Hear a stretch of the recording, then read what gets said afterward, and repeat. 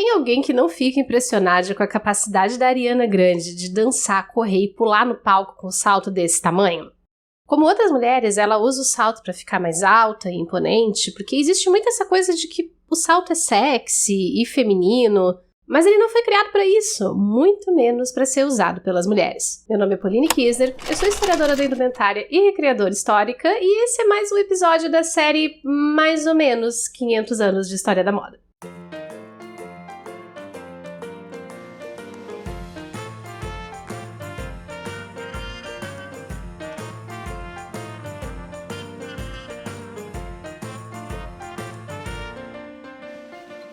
Eu sei que pode até parecer mentira, mas a história do salto alto começa com os homens e faz relativamente pouco tempo que o salto alto passou a ser uma coisa associada ao universo feminino. Os registros mais antigos de uso de salto alto são do Egito Antigo, por volta de 4.000 anos atrás. Às vezes essas plataformas podiam ser sapatos por si só, que não eram projetadas para usar por cima de alguma outra coisa.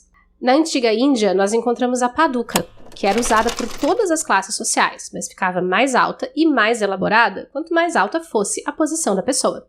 Esse é um par de paducas cerimoniais do século XVIII, hoje no acervo do Batachou Museum, que fica no Canadá. Outro exemplo são as sandálias Geta, muito populares no Japão, mas que se originaram provavelmente na China há cerca de 3.500 anos. Alguns pesquisadores acreditam que essas plataformas tenham chego à Europa através das rotas comerciais que ligavam a Europa com o leste asiático, principalmente a Rota da Seda, e que, através da Rota da Seda, essas plataformas de origem asiática possam ter influenciado o surgimento de um costume muito peculiar da Itália dos anos 1400. Estamos falando das chopines, basicamente um tamancão que as mulheres ricas e algumas cortesãs usavam para andar nas ruas imundas das cidades, primeiro em Veneza e depois em outras cidades europeias. As chopines não só protegiam a mulher e os vestidos da sujeira, mas era uma excelente maneira de exibir sua riqueza. Para andar, essa mulher precisava muitas vezes se apoiar em duas criadas e ficava acima da cabeça de todo mundo na rua, ou seja, era impossível não enxergar essa criatura no meio da multidão. Só que antes de as mulheres italianas usarem as chopines por questão de status, trabalhadores e até comerciantes usavam tamancos de madeira, chamados de patens, quando circulavam em locais sujos. Só não eram tão altos e decorados quanto as chopines por serem peças funcionais, mas o salto como a gente pensa nele hoje, com o taco separado da ponta, vai entrar na Europa um pouco mais tarde, e também por influência asiática. Na antiga Pérsia, que ficava onde hoje é mais ou menos a região do Irã, esse salto separado surgiu por uma questão de pura necessidade. Em achados arqueológicos dos anos 900, como esse prato, os cavaleiros persas já aparecem usando um tipo de sapato de salto que encaixava no estribo. E isso era uma coisa que ajudava demais na estabilidade do cavaleiro na hora de um combate, deixando as mãos livres. Muito parecido com a lógica das botas de cowboy modernas. Esse costume do salto de montaria ainda era registrado na antiga Pérsia nos anos 1600, tanto durante a cavalgada quanto fora dela. E esse exemplar, que está no Batachou Museum, no Canadá, que é original dos anos 1600, é possivelmente bem parecido com os modelos que enlouqueceram as cortes da Europa nessa época. No final dos anos 1600, o governo da Pérsia enviou uma missão diplomática para a Europa para negociar acordos de comércio na Rússia, Espanha e em partes da atual Alemanha. O que se seguiu foi o interesse generalizado por tudo que estava relacionado à Pérsia, especialmente nas artes, na decoração e na moda. E como a moda masculina do século XVII dava um destaque muito grande para as pernas, os saltos de origem persa acabaram sendo adotados pelos nobres europeus como símbolo de força e de virilidade. E você pode olhar os retratos dessa época e reparar como os homens ficavam em posições que sempre mostravam as pernas bem torneadas e os sapatos de salto, porque ninguém pulava o dia de perna. Não levou muito tempo para que essa novidade dos saltos altos chegasse na França e ganhasse os pés das pessoas mais influentes. Inclusive do rei mais famoso da França, Luís XIV, que se tornou um dos mais empolgados usuários de salto alto. Mas nessa época, a França estava se tornando o maior centro de produção e disseminação de moda de luxo na Europa, e lá os sapatos de salto se tornaram ainda mais elaborados.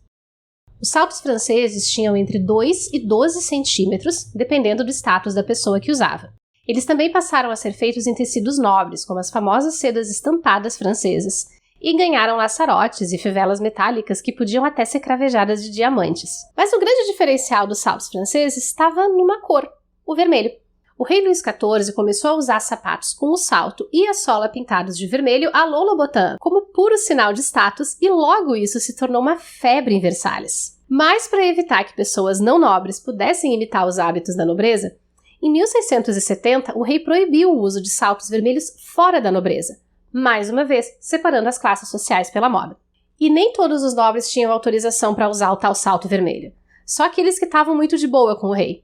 Então, o negócio era super simbólico em termos de poder e também um privilégio concedido pelo rei no fim das contas. Em termos gerais, os sapatos de salto femininos não eram muito diferentes dos masculinos. Os saltos também eram de madeira, porém um pouco mais altos e finos que os masculinos. E uma curiosidade, além de não existir diferença entre pé esquerdo e direito e nem muita preocupação com ergonomia, as formas dos sapatos masculinos e femininos eram praticamente iguais. Então sim, muito provavelmente eles eram bastante desconfortáveis. Foi no século XVIII que os sapatos começaram a ganhar essas diferenças. Os sapatos femininos ficaram mais estreitos, com bicos mais finos e saltos mais altos. E os masculinos ficaram mais largos, com saltos mais largos e também mais baixos. E foram ficando mais sóbrios também, feitos apenas em couro ou em seda lisa.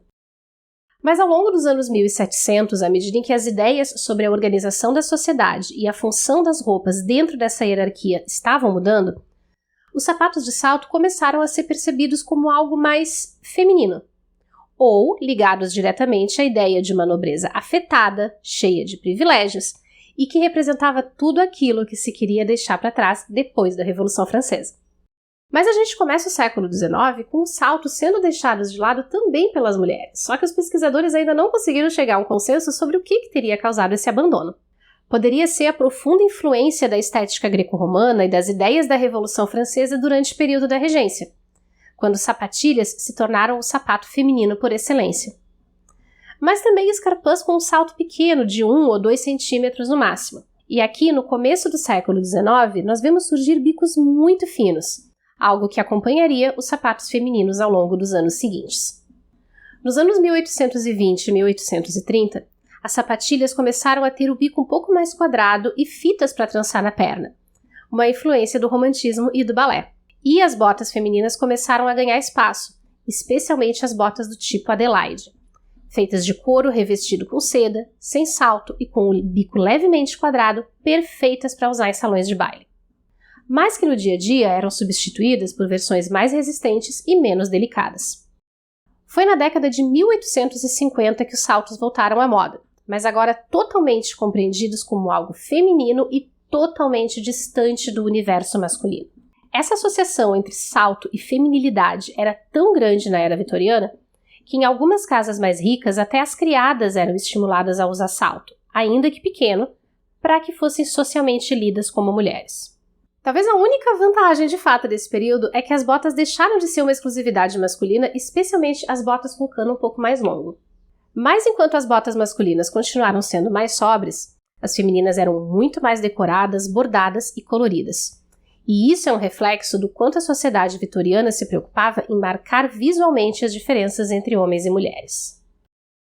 A era vitoriana importava muitas referências de moda de outras épocas, então, para a surpresa de absolutamente ninguém, é muito comum que os sapatos femininos desse período façam muita referência aos modelos do século XVIII.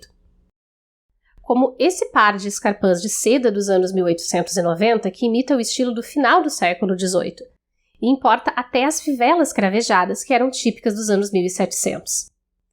E uma novidade da era vitoriana são esses sapatos de salto com formatos peculiares, mas não, eles não eram usados no dia a dia. Sapatos como esse muito provavelmente eram peças de fetiche mesmo. E se esse tipo de peça existia antes da era vitoriana, elas só não chegaram até a nossa época. Mas sim, fetiches sexuais são parte da experiência da sexualidade humana, mesmo numa época que é vista pela gente como tão sisuda e conservadora como a era vitoriana. No final do século XIX, os sapatos de salto alcançaram um novo patamar de popularidade e de qualidade, inclusive com uma preocupação crescente da indústria em tornar essas peças mais anatômicas e confortáveis. E as inovações técnicas permitiram que saltos cada vez mais altos pudessem ser produzidos com um pouco mais de conforto, mas também com segurança para os usuários, como esse tipo de salto que se tornou o modelo mais popular entre 1900 e 1920. Nos anos 1930, o sapato de salto já era item obrigatório no guarda-roupa feminino e um símbolo absoluto de elegância e de feminilidade. Mas a partir de 1939, com o início da Segunda Guerra Mundial, em especial a produção de couro passou a ser desviada para a indústria bélica para fins militares. E isso fez com que sapatos, de uma forma geral, acabassem se tornando um item de luxo nos países que estavam envolvidos no teatro da guerra. Em muitos países foram instituídos sistemas de racionamento de produção e de consumo de tudo que não era essencial, e isso incluía a indústria da moda. Nos Estados Unidos, por exemplo, a produção de couro colorido foi reduzida a apenas 6 cores.